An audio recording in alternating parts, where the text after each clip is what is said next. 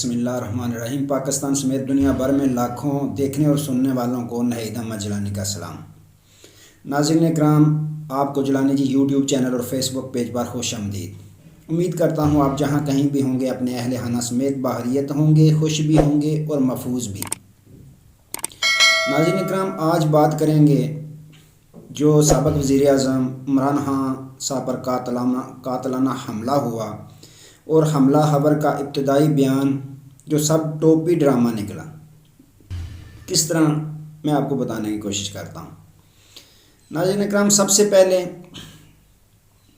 جب اس حملہ خبر سے تفتیش کی جا رہی ہے، اس کا بیان لیا جا رہا ہے، تو بالکل ایسے لیا جا رہا ہے جیسے وہ پریس کانفرنس کرنے لگے ہیں۔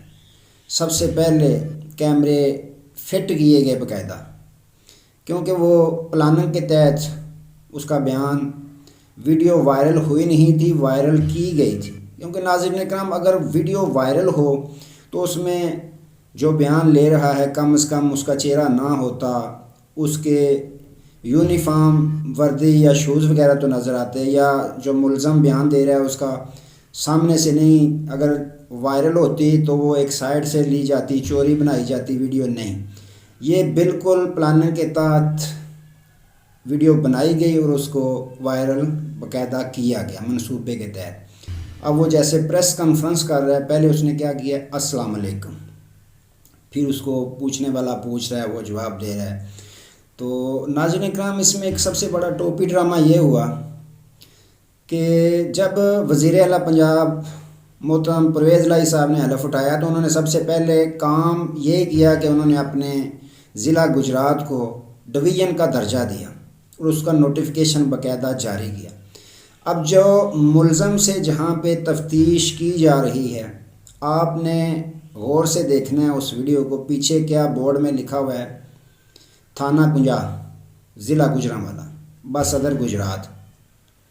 اب نہ دائیں نہ بائیں شو کیا گیا ہے، سب ٹوپی ڈرامہ۔ اب یہ تو وزیر اعلیٰ پنجاب بھی بتا سکتے ہیں کہ کنجا جو ہے وہ ضلع گجرات میں آتا ہے یا ضلع گوجرانوالہ میں۔ کنجا تھانہ ضلع گجرات میں آتا ہے۔ مجھے تو بلکہ یوں لگتا ہے جیسے وزیر اعلیٰ کو بھی اس سے لا علم رکھا گیا ہوا ہے، ان کو بھی تمام چیزیں جو ہیں ان سے پوشیدہ رکھی گئی ہیں۔ اب ناظرین اکرام، سادی سی بات ہے، اگر کوئی کسی کے پاس موٹر سائیکل ہو، گاڑی ہو، کسی قسم کی بھی ہو، کسی کی گاڑی اگر آپ دیکھتے ہیں تو آگے نمبر پلیٹ کا 11-12 نمبر ہے تو پچھلی نمبر پلیٹ کا 15-16 نمبر ہے، تو بالکل معصوم اور سادہ سا شہری بھی یہ ججمنٹ کر لیتا ہے کہ یہ موٹر سائیکل جو ہے یہ چوری کی ہے یا وارداتوں میں شامل رہتی ہیں۔ بالکل سیم اسی طرح سے جو ویڈیو بنائی گئی اس کے بیان کی، اس میں بھی ضلع گوجرانوالہ لکھا ہوا ہے، تھانہ کنجا لکھا ہوا ہے، کہ بالکل ٹوپی ڈرامہ سارا۔ پھر جب اس سے بیان لیا گیا تو مذہبی اس کو شو کرنے کی کوشش کی گئی کہ یہ مذہبی شخص ہے، جنونی شخص ہے۔ ناظرین اکرام، بات سادہ سی ہے، اگر کسی کو یہ دیکھنا ہو کہ کتنا مذہبی ہے تو اس کے متعلق اس کے جہاں رہائش پذیر ہے اس کے محلہ کی مسجد کے امام کے پاس آپ چلے جائیں نا، تو امام صاحب سے پوچھیں یہ کتنا مذہبی ہے، کیونکہ نماز روزہ تو فرض ہے، باقی کام تو بعد میں، پہلے سب سے نماز روزہ فرض ہے۔ امام مسجد سے آپ پوچھیں یہ کتنا نماز روزے کا پابند ہے، کوئی بھی شخص ہے، اس کے مذہبی ہونے کا پتہ صحیح طور پہ تب ہی چلے گا جب اس علاقے، اس محلے کی امام مسجد سے آپ پوچھیں گے کہ یہ نمازی پرہیزگار ہے، باقی کام تو بعد میں ہے۔ تو وہ بھی جو ہے وہ ٹوپی ڈرامہ ان کا پکڑا گیا۔ اردو پوائنٹ کا ایک نمائندہ اس کے گھر پہ پہنچا، اس کے محلے میں پہنچا، جو پڑوسی تھے، رشتہ دار تھے، ان سے تاثرات اس نے لیے، تو انہوں نے کہا کہ یہ نماز تو دور کی بات ہے، ہم نے تو اس کو مسجد میں کبھی جمعہ بھی پڑھتے ہوئے نہیں دیکھا۔ کیسا مذہبی شخص! ناظرین اکرام، یہ پاکستان میں ایک عجیب ٹرینڈ چل گیا، جس کی کسی کے ساتھ عداوت ہو، دشمنی ہو، وہ یہ بیانیہ رکھ لے گا کہ اس نے توہین مذہب کی ہے، توہین رسالت کی ہے، اس کو دے مارے گا، گولی مار کے ختم کر دے گا۔ عجیب تماشا لگا ہوا ہے۔ دین اسلام ایسا دین ہے جس میں ہمیں یہ درس دیا گیا ہے کہ ایک انسان کا قتل پوری انسانیت کا قتل ہے، دین اسلام کہاں اجازت دیتا ہے کہ جس کو دل چاہے آپ تو انہیں رسالت کا الزام لگا کے تو اپنا ویر مکا لیں، دشمنی نکال لیں۔ اس کو مذہبی شو کرنے کی کوشش کی گئی۔ جب اس نمائندے نے پوچھا محلے داروں سے، انہوں نے کہا بھائی یہ تو جمعہ بھی نہیں پڑھتا ہے، ہم نے دیکھا تو نمازی یا پرہیزگار کدھر سے آیا یہ جنہوں نے، یا اس کا دین کے ساتھ کیا تعلق ہے جو مذہب کے ساتھ جوڑا ہے۔ بلکہ پلاننگ کے تحت اس کو جو بیان رٹایا گیا، جس طریقے سے اس کو استعمال کیا گیا، اس طریقے سے وہ استعمال ہو رہا ہے۔ یہ اس شخص کے جو نوید ارائیں تھا اس کے محلے داروں کے بیان ہیں۔ ناظرین کرام، یہاں بھی ٹوپی ڈرامہ ان کا پکڑا گیا۔ اب دیکھیے اگلا ٹوپی ڈرامہ کیا ہونا ہے۔ ناظرین کرام، گزشتہ آپ نے بے شمار کیس مقدمے پاکستان میں ایسے دیکھے ہیں جو ہائی پروفائل کیس ہوتے ہیں۔ ان میں کیا ہوتا ہے، ایک دن اب بریکنگ نیوز آئے گی۔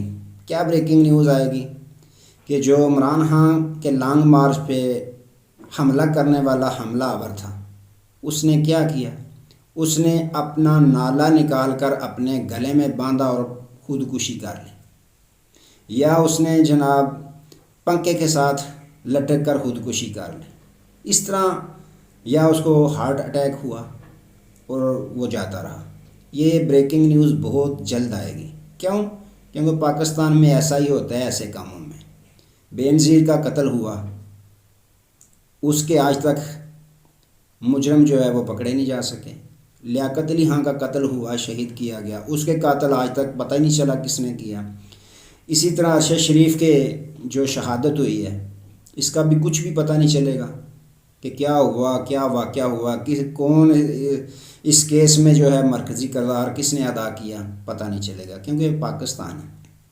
تو پاکستان کی پولیس پہ بھی صدقے جائیں کہ جنہوں نے آج تک مرغی چور، موٹر سائیکل چور جو بھی پکڑے گئے ہیں ان سے تفتیش کرتے ہیں، تو جو مدعی پارٹی پکڑ کے دیتی ہے، جنہوں نے پکڑا ہوتا ہے یا جن کی ڈکیتی ہوئی ہوتی ہے، وہ بیچارے پوچھتے پوچھتے تھک جاتے ہیں کہ کیا ہماری تفتیش کا بنا، لیکن تفتیش جاری رہتی ہے، یہاں تک کہ ملزم بری بھی ہو جاتے ہیں، لیکن تفتیش کا کوئی ہاتھ جو ہے وہ پاؤں قابو نہیں آتا کہ کہاں پہنچی ہے کہاں نہیں۔ تو اس کیس میں تو پولیس نے ایسی تیزی کے ساتھ کام کیا کہ لوگ اس پہ انگلیاں اٹھانا شروع ہو گئے ہیں، یہاں تک کہ مذاق میں ویڈیو بننا شروع ہو گئی ہیں کہ ارشد شریف کا کیس بھی پاکستانی پولیس کے حوالے کرنا چاہیے۔ بے نظیر قتل کیس کا بھی جو ہے وہ اس موجودہ جو SHO تھا جس نے یہ تفتیش کی، اتنا کلیور، اتنا تیز۔ اب بے نظیر جو قتل کیس ہے اس کا بھی سارا کیس جو ہے اس SHO کو دینا چاہیے تھا تاکہ جلد از جلد یہ بھی اس کی تفتیش کر سکے، کوئی مجرم پکڑ سکے۔ تو ناظرین کرام، یہ ایک مذاق ہے، یہ پاکستان، ملک پاکستان کے ساتھ ایک بہت بڑا مذاق ہے کہ جس کو جی چاہے مارنا ہو اس پہ بلیم گیم کریں کہ اس نے توہین مذہب کیا ہے، توہین رسالت کی ہے، اور اپنا غصہ، اپنا انتقام اسے لے لیا جائے۔ اس کی روک تھام بہت ضروری ہے۔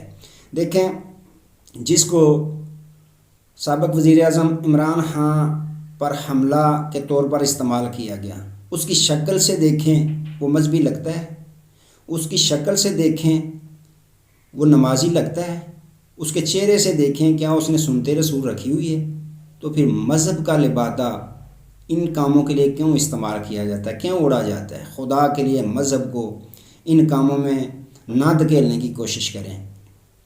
اب نواز شریف صاحب پہ جس نے ایک نے لاہور میں جب پریس کانفرنس کر رہے تھے تو ایک شخص نے وہاں سے جوتا پھینک دیا، ہم تو اس کی بھی مذمت کرتے ہیں، وہ بھی نہیں ہونا چاہیے تھا، لیکن جس نے پھینکا تھا اس کے چہرے پر داڑھی تھی، سر پہ ٹوپی تھی۔ چلو وہاں کوئی کہتا ہے بندہ کہ وہ مذہبی بات تھی، مذہبی شخص تھا، وہ چلو ماننے میں آتا ہے، اس کے چہرے پہ داڑھی تھی، ٹوپی بھی رکھی ہوئی تھی۔ اب جس شخص کو اب مذہب کے ساتھ جوڑا جا رہا ہے وہ تو شکل سے ایک نشئی نظر آتا ہے، تو بیان اس سے باقاعدہ پڑھوایا جا رہا ہے، پریس کانفرنس کرائی جا رہی ہے، بسم اللہ الرحمن الرحیم، السلام علیکم۔ تو ناظرین کرام، جو حربہ کسی نے کرنا ہے وہ کر لے۔ یہ کیسا شخص ہے سابق وزیر اعظم عمران خان، جس پر قاتلانہ حملے ہوئے، اتنی FIRs درج ہوئیں، اتنی دھمکیاں دی جا رہی ہیں، لیکن کیسا شخص ہے کہ بستر پر پڑا ہوا ہے، زخمی ہے، گولیاں لگی ہوئی ہیں، لیکن پھر بھی پریس کانفرنس کر کے اپنی قوم کو اعتماد میں لے رہا ہے، اپنی قوم کو حوصلہ دے رہا ہے۔ نہ اس کی پلیٹ لٹس گریں، نہ لندن بھاگا اور نہ سعودی عرب بھاگا، اور کہتا ہے نہ میں بھاگوں گا۔ کیسا شخص ہے؟